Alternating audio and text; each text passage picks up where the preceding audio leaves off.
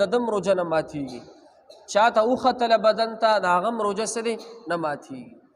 روژې په حالت کې که یو سړی چاته وینه ورکوي بلکل ورکولی شي په دې باندې څه دی روژه نه ماتېږي.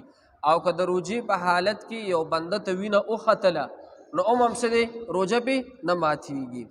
بله مسله دا ده که یو بنده مریض دی یا سخت تږی دی یا سخت اوږې دی، روژه نیولې ده او سخته بیماري پې راغله، هر قسمه بیماري چې پې راغله او یا پې سخته لوږه راغله او یا پې سخته تنده راغله، دومره لوږه تنده پې راغله چې به دې ته مړ کېدو، نو د ځان نه به په دغې وخت کې څه دی شیخ مدلو خان به نه جوړی ځان نه، بلکې څه به کوې بیا به روژه ماتې ښه. که دې روژه ماته نه کړله او په تا باندې سخته لوږه تنده راغله او د دې لوږې تندې د لاسه مړ شوې نو ګناهګار یې. په دې مسله پوه شوې. که د روژې په حالت کې په تا باندې سخته لوږه راغله، سخته تنده در باندې راغله، دومره لوږه تنده در باندې راغله چې بیخي مړ کېدې، هلکه ګوره هسې نه چې اوس به چې ستا مسله بیان کړه چې تنده در باندې راغله روژه ماتوه، نه دا هغه حالت کې چې کم حالت کې بیخي ته څه دی د مرګ شوې، ته مړ کېدې بلکل او بلکل د څه دی ځان ټینګولی نه شو، نو بیا په تا باندې لازم دی چې توس دا روژه ماته کړي او ځان سره دا د مرګ نه بچ کړي. بیا به د هغې نه پس بیا به د اختر نه پس څه دی بیا به د دغې یوې ورځې روژې قضا به څه دی دا به بیا راوړي. او د روژې په حالت کې که یو سړی روژې خوري او د خلکو په مخ کې خوري، د خلکو په مخ کې څه دی خوراک کوي او روژه خوري، نو دا به بادشاهي وقت په سر دې سړي له سزا ورکوي.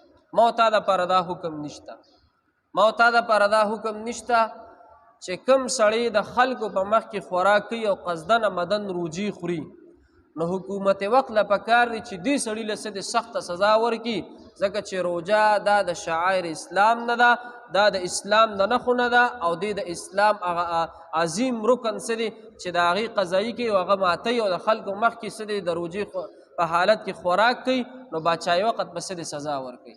او بادشاهي وقت ته به یې څه پرېږدې مړه، اوس په عدالت ته به یو کیس په داخلي او تاړې ته سهار به بیا په ضمانت خلاص شي، دلته به ته ناست یې روژې به څه دی بیا به نیسي. او پلار له پکار دی چې زوی روژې خوري د خلکو په مخ کې خوري، نو پلار له پکار دی چې د خپل وس مطابق تعدیباً څه دی سزا ورکړي.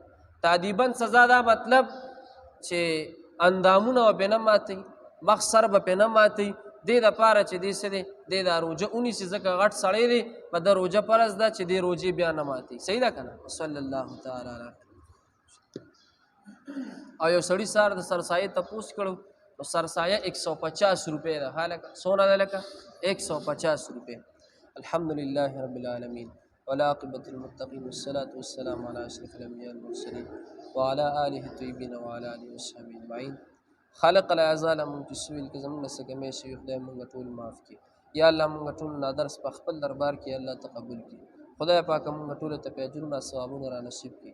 تر نن وخته پورې خدای مونږ چې څومره روژې نیولي، څومره عبادتونه چا کړي، یا الله ټول په خپل دربار کې قبول کړي. یا الله زمونږ د ټولو مددګار شي، خدای زمونږ د ټولو حامی او ناصر شي، خدای زمونږ د ټولو په حال رحم وکړي. صلی الله تعالی علی خیر الخلق محمد.